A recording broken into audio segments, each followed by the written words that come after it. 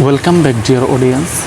Today we are going to explain how will you learn English with AI and how will you practice English with AI without any type of partner, without any type of other things. আমরা আজকে জানবো কিভাবে AI এর মাধ্যমে ইংরেজি শিখব এবং AI এর সাথে আমাদের ইংলিশটাকে প্র্যাকটিস করব। এআই এর সাথে ইংরেজি শেখার কয়েকটি পন্থা রয়েছে, মাধ্যম রয়েছে। আজকে আমি আপনাদেরকে 5টি পথ বা পন্থা শেয়ার করব, যার মাধ্যমে আপনি এআই এর মাধ্যমে ইংরেজি শিখতে পারবেন। ওকে, ফার্স্ট অফ অল আমাদের যে কাজটি করতে হবে, আমরা চ্যাটজিপিটি অথবা জেমিনাই এই ধরনের যে এআইগুলো রয়েছে সেগুলোর যে কোনো একটি আমরা ডাউনলোড করব, প্লে স্টোর থেকে ডাউনলোড করে নিব।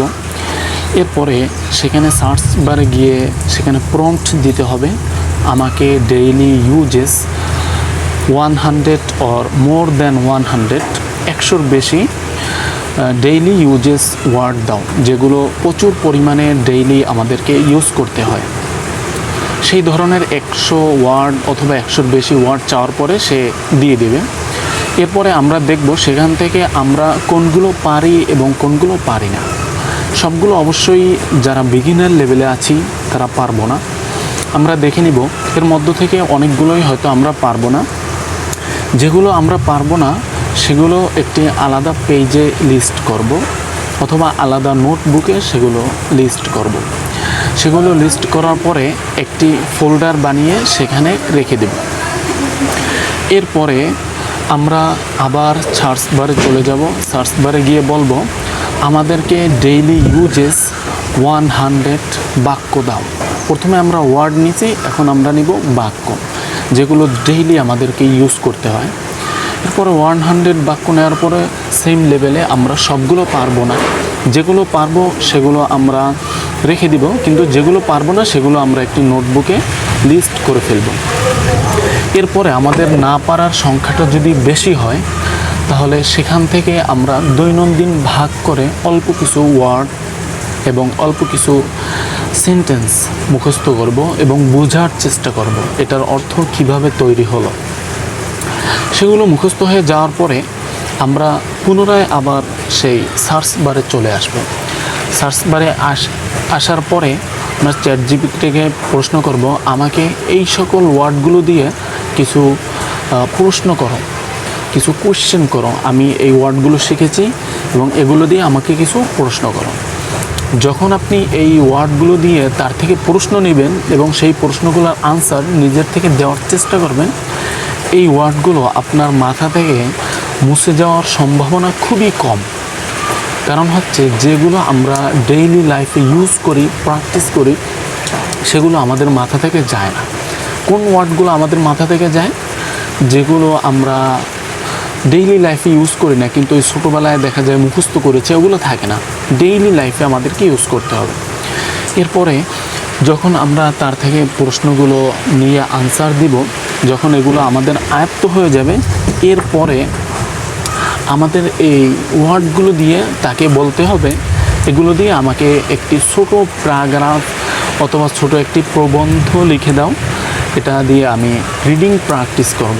এরপরে দেখবেন সে খুব সহজে ছোট 5 লাইন বা 10 লাইন, আপনি যে কয় লাইনের উল্লেখ করবেন প্রম্পটের মধ্যে, ও ওই কয় লাইনের মধ্যেই আপনাকে প্যারাগ্রাফ লিখে দেবে।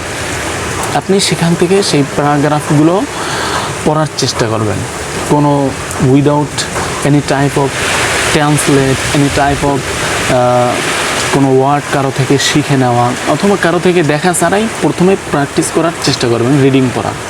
এরপর না পারলে আপনি ট্রান্সলেটর থেকে ট্রান্সলেট করে নেবেন, পুরোটা না, যতটুকু আপনার কাছে কঠিন মনে হবে ততটুকু।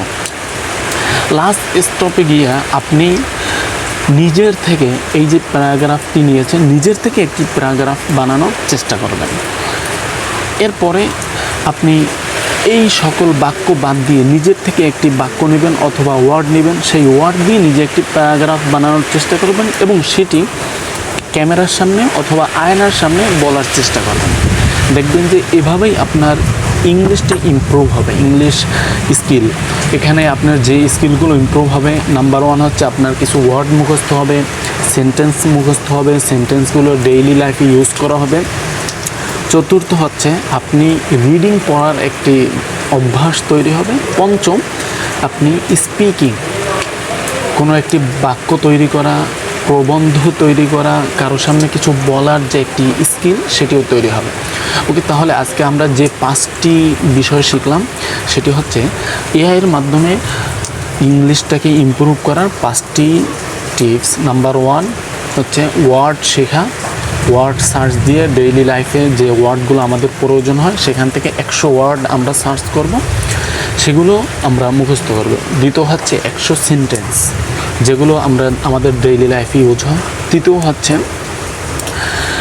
প্যারাগ্রাফ নেওয়া এআইয়ের থেকে প্যারাগ্রাফ নিয়ে সেগুলো দিয়ে রিডিংটাকে চালু করা। তৃতীয় হচ্ছে প্যারাগ্রাফ নেবেন, এবং চতুর্থ হচ্ছে রিডিং স্কিলটাকে ইমপ্রুভ করার জন্য উইদাউট কোনো ট্রান্সলেটর ছাড়া সেটাকে ট্রান্সলেট করার চেষ্টা করবেন। পঞ্চম হচ্ছে ক্যামেরার সামনে সেগুলো বলার চেষ্টা করবেন।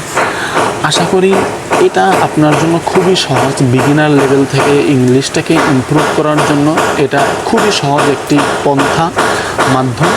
তারপরেও যদি কেউ এই কাজটি করতে আমাদের হেল্প প্রয়োজন হয়, কমেন্ট বক্সে লিখুন, আমি আপনাকে সুন্দর একটি রোড ম্যাপ তৈরি করে আপনার ইনবক্সে পাঠিয়ে দেব। ওকে, আশা করি এভাবেই আপনি দৈনন্দিন লাইফে ইংলিশটাকে ইমপ্রুভ করার চেষ্টা করবেন।